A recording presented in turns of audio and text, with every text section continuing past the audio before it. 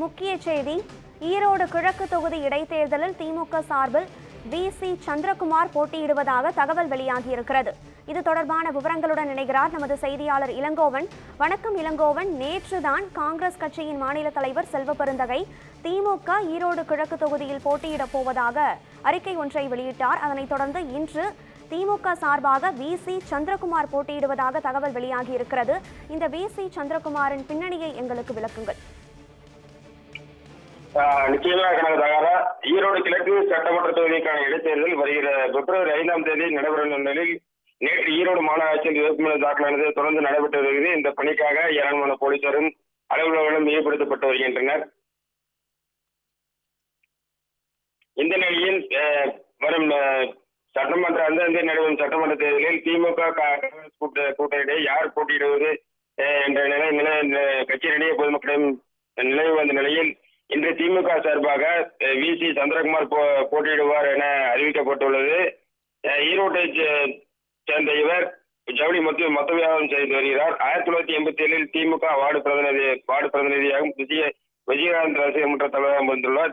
தேமுதிக கொள்கை பரப்பு செயலாளரும் இருந்துள்ளார். 2011 பிரிக்கப்பட்ட ஈரோடு கிழக்கு தொகுதி முதல் தேமுதிக எம்எல்ஏ ஆவார். 2016 அதிமுக வேட்பாளராக செயல்பட்ட தென்னரசம் தோல்வியடைந்தார். 2016 முதல் திமுக கொள்கை பரப்பு செல்லும் மாநில அணி செயலாளரும் இருந்துள்ளார். ஆர்கே இடைத்தேர்தலும் பொறுப்பாளராக இருந்துள்ளார். இந்த நிலையில் வரும் 5ஆம் தேதி நடைபெறுகின்ற சட்டமன்ற தேர்தலில் திமுக சார்பில் சந்திரகுமார் போட்டியிடுவார் என அறிவிக்கப்பட்டுள்ளது. கனகதாரா,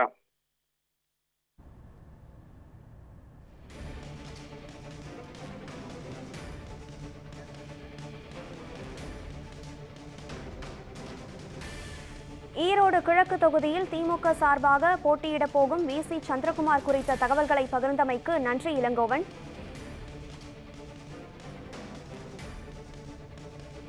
ஈரோடு கிழக்கு தொகுதியில் திமுக சார்பாக போட்டியிட போவது வி.சி. சந்திரகுமார் என்ற தகவல் வெளியாகியிருக்கிறது.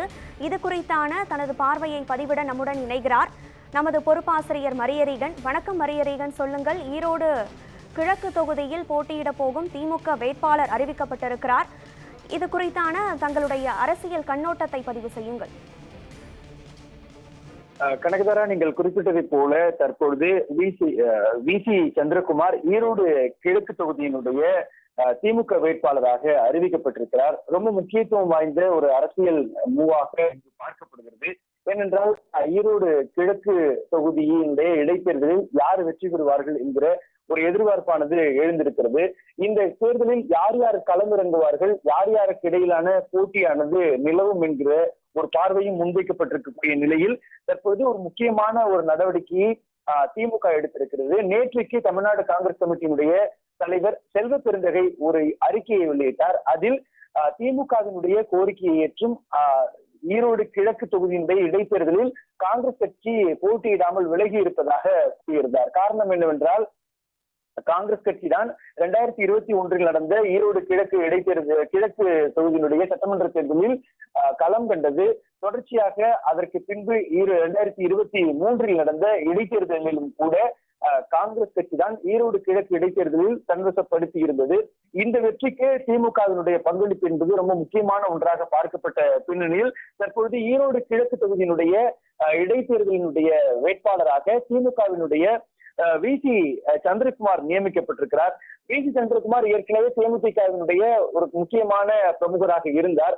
விஜயகாந்திற்கும் அதிமுகவினுடைய அமைச்சர்களுக்கும் இடையில் தமிழ்நாடு சட்டமன்றத்தில் நடந்த காரசார விவாதத்தை நாம் மறந்திருக்க மாட்டோம். இன்றைக்கு கூட அது சமூக வலைதளத்தில் ஒரு ட்ரெண்டிங் செக்டராகத்தான் இருந்து கொண்டிருக்கிறது. அப்படி தமிழ்நாடு சட்டமன்றத்தில் நடந்த அந்த விஜயகாந்தும் அதிமுகவினுடைய முக்கிய நிர்வாகிகளும் இடையிலான அந்த மோதலின் பொழுது விஜயகாந்திற்கு பக்கபலமாக இருந்த ஒரு முக்கியமான ஆளுமையாகத்தான் இந்த வி.சி. சந்திரகுமார் இருந்தார். அப்பொழுது வி.சி. சந்திரகுமாரினுடைய அணியினர் சிலர் தேமுதிகவில் இருந்து உடைத்துக் கொண்டு வெளியேறி சிலர் அதிமுகவில் இணைந்தார்கள். சிலர் எந்த நிலைப்பாட்டை எடுப்பது என்று தெரியாமல் இருக்கும்போது வி.சி. சந்திரகுமார் திமுகவில் தன்னை இணைத்துக் கொண்டார் அப்படின்றது வரலாறாக இருக்கிறது. ஈரோட்டினுடைய முகமாக பார்க்கப்படுகின்ற ஒருவராக வி.சி. சந்திரகுமார் இருந்தார். இதே போன்றுதான் இன்னொரு விஷயத்தையும் இதில் நாம் பார்க்க வேண்டியிருக்கிறது. அதிமுகவில் இருந்து வெளியேறிய முக்கியமான சிலருக்கு திமுக முக்கியமான சில இடங்களை ஒதுக்கி இருக்கிறார்கள். குறிப்பாக மேற்கு தமிழ்நாட்டை வலுப்படுத்தக்கூடிய ஒரு முயற்சியில் திமுக தன்னை இணைத்துக் கொண்டிருக்கிறது.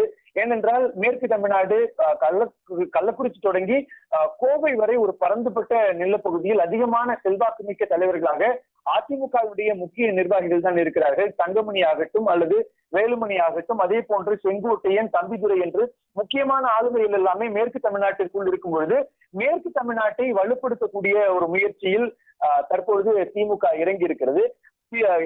இதற்கு ஒரு அங்கமாகத்தான் ஈரோட்டு பகுதியில் அவர்கள் தங்களுடைய கரத்தை வலுப்படுத்துவதற்காக வி.சி. சந்திரகுமாரை நியமித்திருக்கிறார்கள்.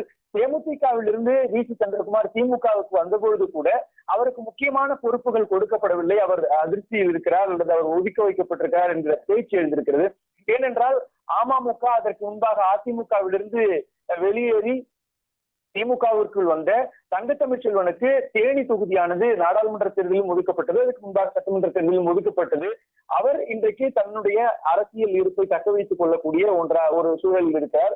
தேனி மாவட்டத்தை தன்னுடைய கட்டுப்பாட்டுக்குள் வைத்திருக்கக்கூடிய ஒரு அரசியல் ஆளுமையாக தங்கத்தமிழ்ச்செல்வன் உருவாகி இருக்கிறார். அதே போன்றுதான் அமைச்சராக இருக்கக்கூடிய செந்தில் பாலாஜியினுடைய சூழல் நமக்கு தெரியும்.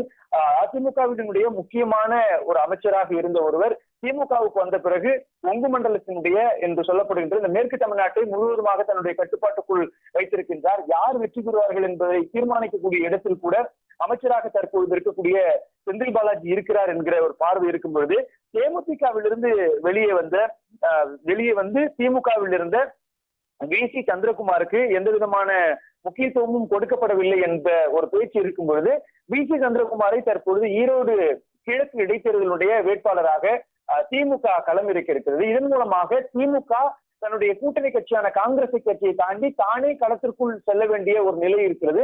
இதனால் இந்த இடத்தில் ரொம்ப கடுமையான ஒரு நெருக்கடியானது உருவாக வேண்டிய ஒரு பின்னணியானது உருவாகி இருக்கிறது.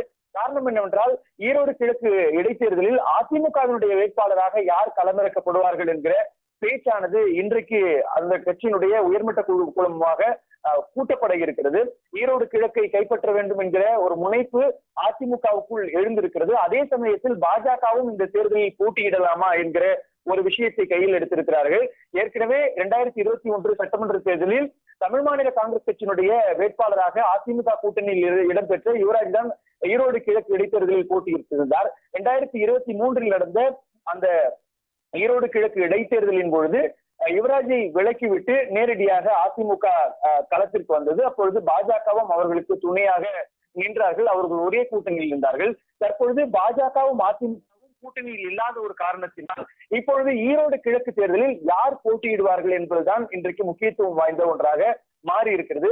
அதிமுக போட்டியிடுவது இன்றைக்கு உறுதி செய்யப்படுமா அல்லது இன்னும் சில நாட்களுக்குள் உறுதி செய்யப்பட வேண்டுமா என்பதும் ஒன்று. ஏனென்றால் 5ஆம் தேதி ஈரோடு கிழக்கு இடைத்தேர்தலுக்கான அந்த தேர்தல் நடைபெற இருக்கிறது. நேற்றைக்கே வேட்புமனுவுக்கான கால அவகாசம் தொடங்கிவிட்ட பின்னணியில் அவர்கள் வேட்பாளர்களை விரைந்து களம் இழக்கக்கூடிய ஒரு நிலையில் அவர்கள் இருக்கிறார்கள். அதிமுகவுடைய வேட்பாளர்கள் யார் என்பதுதான் இங்கு பேச வேண்டியிருக்கிறது. ஏனென்றால் ஈரோடு என்பது செங்கோட்டையன் அவர்களுடைய முக்கியமான ஒரு தொகுதியாக பார்க்கப்படுகிறது. ஏறக்குறைய ஒரு 1/4 நூற்றாண்டு காலமாக செங்கோட்டையன் தான் ஈரோட்டில் ஆதிக்கம் செலுத்தக்கூடிய ஒரு அரசியல் ஆளுமையாக இருக்கிறார். மீண்டும் தன்னுடைய செல்வாக்கை நிலைநாட்ட வேண்டிய பொறுப்பு செங்கோட்டையனுக்கு இருக்கக்கூடிய ஒரு காரணத்தினால் அதிமுக நேரடியாக களத்திற்குள் வருமா என்பதும் பேசப்பட வேண்டியிருக்கிறது. ஏனென்றால் அடுத்த ஆண்டு 2026 நடைபெறக்கூடிய ஒரு சட்டமன்ற தேர்தலுக்கான ஒரு முன்னோட்டமாக இந்த ஈரோடு கிழக்கு இடைத்தேர்தல் பார்க்கப்படும் பட்சத்தில் அதற்கு அதிமுக தன்னை தயார்படுத்திக் கொள்ள வேண்டியதும் அதற்கான ஒரு கூட்டணியை கட்ட வேண்டியதும் அதற்கான வெற்றி வியூகங்களை வகுக்க வேண்டிய ஒரு பொறுப்பும் அதிமுகவுக்கு இருப்பதனால் அதிமுகவுடைய வேட்பாளர்கள் இதில் முன்னிறுத்தப்படுவார்களா என்பதும் பேசுபொருளாக இருக்கிறது. அதே போன்று பாஜகவும் கொங்கு மண்டலம் என்று சொல்லப்படுகின்ற மேற்கு தமிழ்நாட்டை எங்களுடைய கட்டுப்பாட்டுக்குள் வைத்திருக்கிறோம், நாங்கள் வளர்ந்து கொண்டிருக்கிறோம் என்ற பின்னணியில் இருக்கும்போது ஈரோடு கிழக்கு இடைத்தேர்தலை அவர்கள் ஒரு டெஸ்ட் ஃபார்முலாக பார்ப்பதற்கான ஒரு அவசியம் இருக்கிறது. ஒட்டுமொத்தமாக இந்த அரசியல் அரித்மெட்டிக் மற்றும் அரசியல் கணக்குகளை புள்ளி விவரங்களினுடைய அடிப்படையில் தற்பொழுது திமுக எடுத்திருக்கக்கூடிய இந்த நிலைப்பாடு என்பது வி.சி. சந்திரகுமாரை ஒரு முக்கியமான வேட்பாளராக ஈரோடு கிழக்கு இடைத்தேர்தலில் நியமிப்பதன் மூலமாக அவர்கள் மற்ற கட்சிகளுக்கு ஒரு டஃப் ஃபைட்டை கொடுக்குவதற்கான ஒரு சூழல் இருக்குது. ஏற்கனவே வி.சி. சந்திரகுமார் ஈரோடு கிழக்கு பகுதியில் வெற்றி பெற்ற ஒரு வேட்பாளராக இருக்கின்றார். அதே போன்று அதிமுகவுக்கு எதிரான ஒரு வலுவான ஒரு வாக்கு வங்கியை அவர் வைத்திருக்கக்கூடிய ஒரு நிலையிலும், ஆளுங்கட்சியான திமுகவின் மூலமாக அவர் நேரடியாக களத்திற்குள் வரக்கூடிய ஒரு நிலையிலும், திமுக என்பது மற்ற கட்சிகளுக்கு ஒரு கடுமையான நெருக்கடியை கொடுக்க வேண்டிய ஒரு சூழல் உருவாகி இருக்கிறது. கனகதரா, இணைப்பில் இணைந்து ஈரோடு கிழக்கு தொகுதியின் இடைத்தேர்தல் களத்தை அலசியமைக்கு நன்றி மரியரீகன்.